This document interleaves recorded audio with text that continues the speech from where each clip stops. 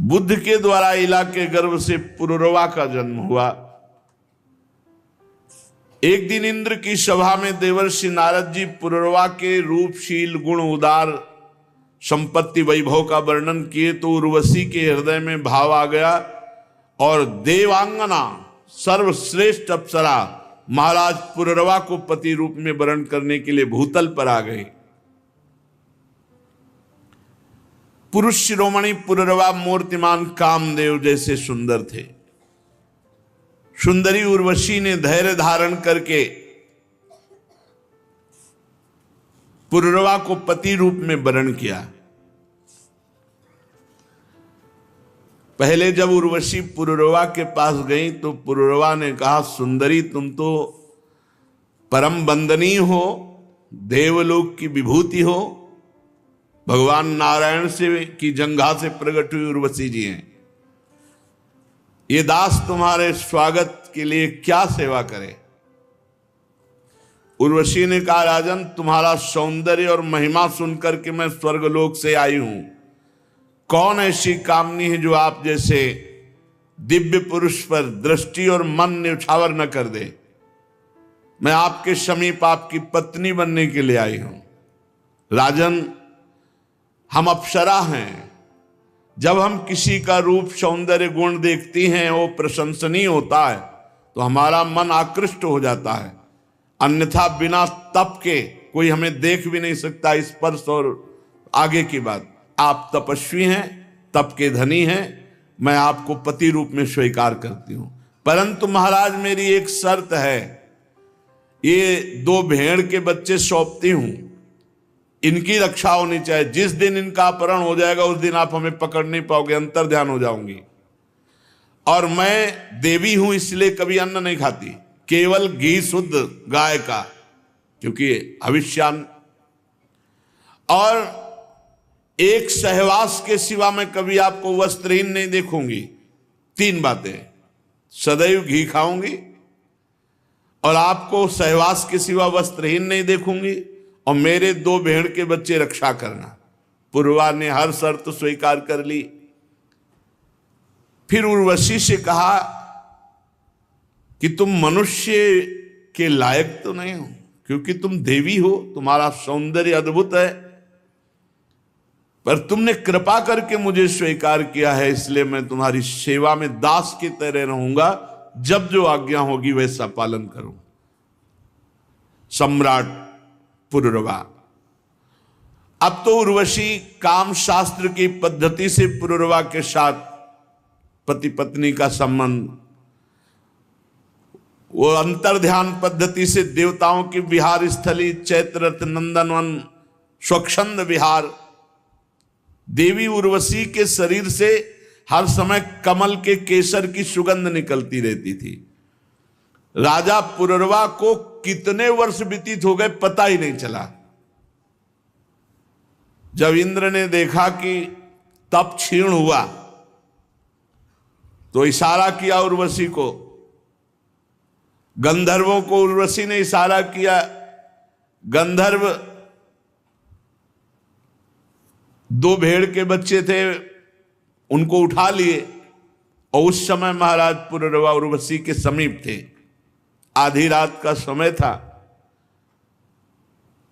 उर्वशी ने कहा, महाराज देखो हमारे बच्चों को लिए जा रहा है, 2 भेड़ के बच्चों को कोई।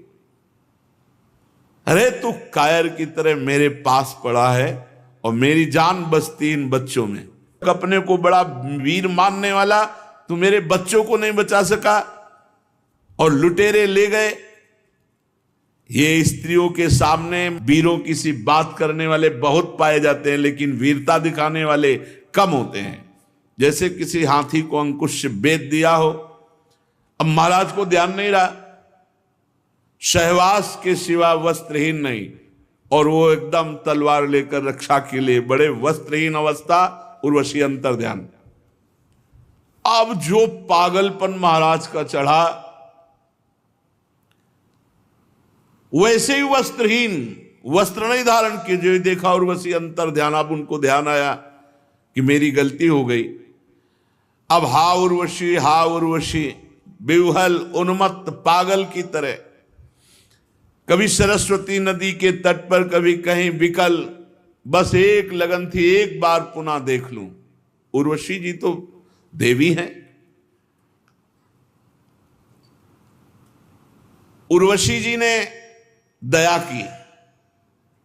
ये सरस्वती नदी के तट पर पागलों की तरह हा उर्वशी हा 5 अपनी सखियों के साथ प्रकट हुई। जे ही उर्वशी जी को देखा तो जैसे प्राण आ गए हो। कहा निष्ठुरे, एक बार तो एक क्षण मेरे से बात कर लेने, मेरे प्राण व्याकुल। तो कहा जाओ महाराज, मैं किसी की नहीं हूं मैं किसी की नहीं हूं। जब तप बढ़ता है तो उस तप को क्षीण करने के लिए मुझे भेजा जाता है। मेरा कोई पति नहीं, मेरा कोई मित्र नहीं, कोई मेरा कुछ अपना नहीं लगता है। महाराज के देवी, ये शरीर, ये चक्रवर्ती सम्राट तुम्हारा दास है, ऐसा मत कहो, नहीं अभी ये मर जाएगा और देखते देखते इसे भेड़िए और गीद खा जाएंगे। स्त्रियों हा करुणा क्रूरा दुर्मर्षा प्रिय सहसा। सुनो महाराज, हम वो स्त्री हैं जो बड़ी निर्दयी हैं, केवल प्यार का नाटक करती हैं। कितनों को, तपस्वियों को, कितनों को जो तप के धनी थे उनसे मिली, किसी की हुई क्या? क्रूरता मेरे स्वभाव में है। अगर मैं चिढ़ जाऊं तो अपने सुख के लिए बहुत से बड़ा साहस का काम कर सकती हूं। जो मैं स्वार्थ के वशीभूत होकर प्यार की बातें करती हूं, वही मैं उसकी हत्या भी कर सकती हूं। मुझ स्त्रियों के हृदय का सौहार्द तो केवल लुभावने मात्र का होता है। हे तुम्हारे जैसे भोले लोग झूठ मूठ हमारी मीठी मीठी बातों में फंसकर अपना दिल दे बैठते हैं, और हम तप क्षीण होने पर तुरंत उसको लात मार के त्याग दिया और नए पुरुष को स्वीकार किया। यहां तो तप है, देवी हैं। मृत्यु लोक में अगर अपने सुख से बढ़कर सुख मिलने वाला है, ये सुंदरता का घमंड, ये भोगेश्वरी की लालसा बहुत बड़े बड़े तक है। इसीलिए ब्रह्मा भी नमस्कार करते हैं जो भगवान का भजन करने वाले शरणागत भक्त हैं। फिर भी तुम धीरज धरो, राजराजेश्वर हो, घबराओ मत। तुम्हारी ऐसी ही लालसा है तो तुम्हारा विशुद्ध प्रेम देखकर हम तुम्हें एक वरदान देते हैं। साल में एक बार आएंगी और तुम्हें दर्शन दे के चली जाएंगी, साल में एक बार। राजा पुरुरवा से और उर्वशी से जो संतान हुई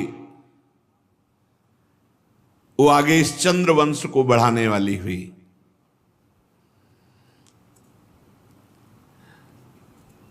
एकादशी स्कंद में पुरुरवा को जब उर्वशी से वैराग्य हुआ, तब जो वचन आगे आएंगे। महाराज पुरुरवा सिर्फ उर्वशी का ध्यान करते थे, उर्वशी के ध्यान में थे। सोचो, अगर भगवान की एक झलक हो जाए तो फिर कैसे कोई छोड़ सकता है? ये तो मायाकृत शरीर है। महाराज पुरुरवा बहुत सी यज्ञ की, अग्नि देवता को रिझाया और उर्वशी लोक की इच्छा की, मैं उर्वशी से मिलूंगा। यज्ञों के द्वारा यजन करके। त्रेता के पूर्व सतयुग में एकमात्र प्रणव ही मंत्र था, ओम।